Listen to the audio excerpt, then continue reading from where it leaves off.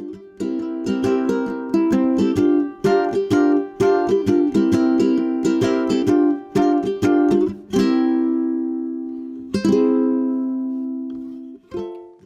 this is Ana from the Bajo Boton, and this is Knitting 101. Welcome to Lesson 1.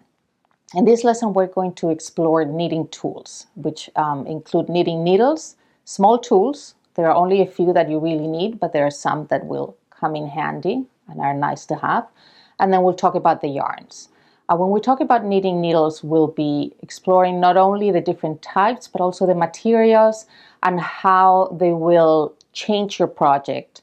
And we'll go into choosing what works best for you, especially for first project.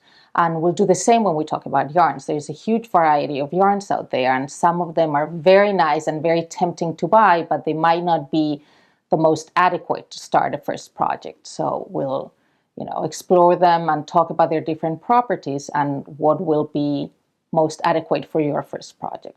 So let's get started. So before we talk about the actual materials, I just wanted to say a word about where to get them. Ideally, you would go to your local yarn store because the staff there is the most qualified to help you choose your best tools for a first project. But I know that, some of us don't have access to a local yarn store or just can't get to it. So, on the class materials, you have some, tips and resources to buy your tools online. So let's start with our needles, which are one of, obviously most basic tool. So as you can see, they come in a variety of sizes. The size of the needle refers to its diameter, and usually the smallest that you can find is a 1.5 millimeter, and the widest is a 12 millimeter. And you may wonder, why am I talking millimeters? And it is because I find it to be the most useful way of referring to the sizes. There are three systems: the American, the metric, and the British, and they're all different. But usually on British and American, you can also find the millimeters. So when I talk about the sizes, I will use the millimeters as it's the most universal one. Also, they come in a variety of materials. Most commonly, you can find metal, wood, and bamboo. When you're starting, metal can be too slippery. Your knitting might, tend to fall. It's hard when you're starting to get everything right. It's a lot of little things that you have to coordinate. So I very strongly recommend that you start with a set of wooden needles. Even if you just buy one pair to start with and see how you like it. But I think it holds your yarn better at the beginning. And as you can see, there are three different types of needles. Your straight needles, which are the most traditional, that probably your grandmother used. Your double pointed needles that are also have been used for a long time to knit in the round. And then your circular needles, or also called cable needles, that are my personal favorite. I find them easier to hold. I like that they're short and they're easier on my hands. And also they're more versatile. You can use them both for straight knitting, back and forth knitting, and circular knitting.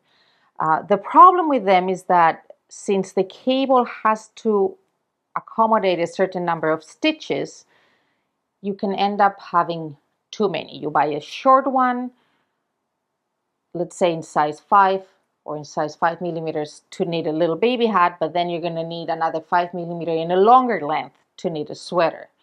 And this is where the interchangeable sets come. They come with independent cables, so you can unscrew it and attach it to a different size needle. So I find them very, very useful. Now, when you're buying cable needles, whether they're interchangeable or not, one thing you do need to pay attention to is the join between the actual needle and the cable.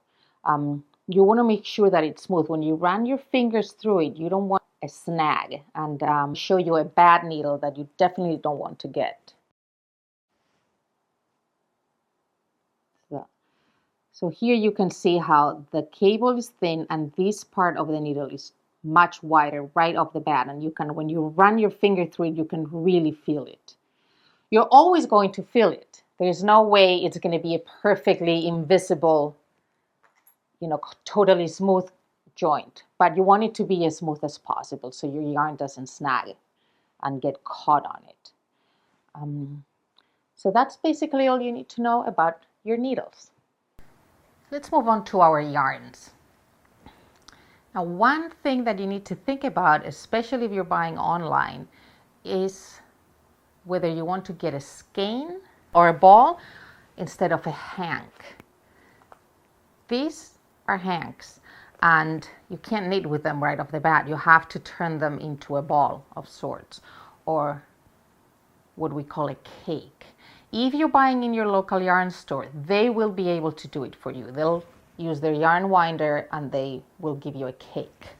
But if you're buying online, you may not want to, have to learn how to make a ball. It can be, it's awkward at the beginning and it might be too much. And also you probably need help to do it.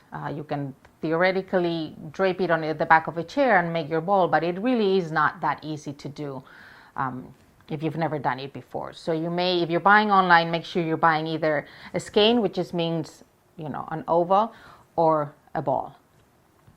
And the other thing to consider is your material. What is your yarn made of? Acrylic yarns have a bad reputation, but they're not a bad choice for a beginner.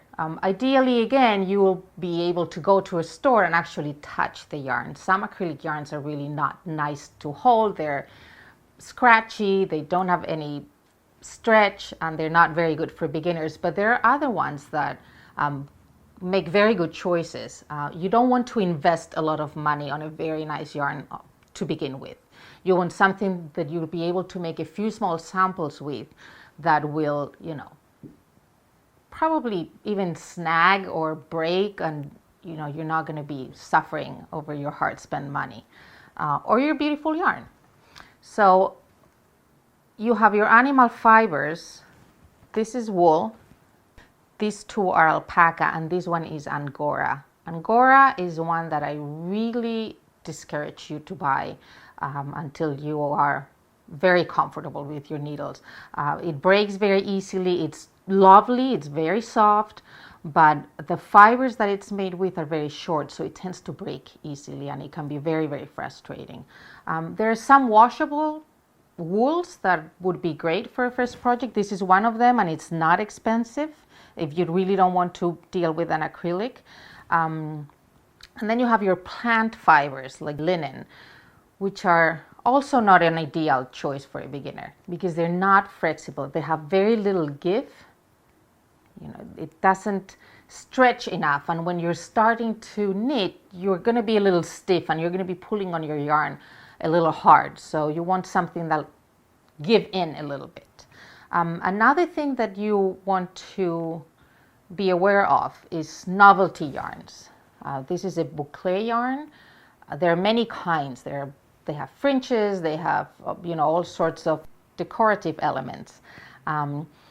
But they're also not a good choice to begin knitting with. You can get your needles anywhere in the middle of this yarn and you'll be pulling and getting very frustrated over it. So a nice, smooth, mid-weight yarn. You don't want anything too fine because you want to use needles that are, in the mid-range. You don't want anything too thick that it's going to be clunky in your hands, or anything too thin that it's going to be very hard to maneuver. Somewhere around 4 or 5 millimeters is a good choice. And if you look at your yarns tag, it always gives you a recommended needle size. Here it recommends 4.5 to 5.5 millimeters. So that would be, this would be an adequate, type of yarn for your first project or first samples. All right, so something smooth, maybe an acrylic wool blend or a washable, machine washable wool, and something that comes in a ball is a good choice to begin. Let's talk about small tools now. There aren't many, as you can see, and some of them you don't really need at the beginning. One thing you're going to need is this funny little ruler. It's called a gauge ruler, and you're going to need these to find out your needle sizes because sometimes they will rub off your needles, so it's very useful to have. And also to measure your gauge, which we will talk about in the next lesson, to see how many rows and stitches per inch you have. You will need some stitch markers that you will use if you end up knitting lace, but also for simple things like hats, to have your increases or decreases evenly distributed, or also if you're knitting in the round, to find the beginning of your round. You'll need some yarn needles, which will be useful to, at the very least, to weave in your ends when you're done with your piece, and then later on for other uses. You will need some pins. First of all, to measure your gauge. I will teach you how to do that in the next lesson, and also to dress or steam a larger piece of knitting and get it into shape. We'll talk about that in the next lesson as well. Crochet hooks are useful to correct mistakes, to catch a stitch that has dropped off the needle, and they're really necessary to have. Don't skip it, because it can be very frustrating to try to catch your yarn with just your needle sometimes. Also, something to cut your yarn with, anything with the top. These snips with a spring are very good, and having the top avoids snagging or catching into your knitting when you have it in your bag. Now, these here are really not things that you need per se, but some people find them very useful. These are both of them row counters to keep track of your rows or your rounds when you're knitting larger pieces. And this is a cable needle, which you'll have no use for unless you're knitting cables, obviously. And there are other types. There's one that looks like a little hook, and another one that looks like this but has a dent in the middle. All right, so this is what you need to know about your small tools. Well, now that you're familiar with your knitting tools, you can move on to lesson 2, in which we will explore the knitted fabric and how your use of these tools affects it. So I will see you there.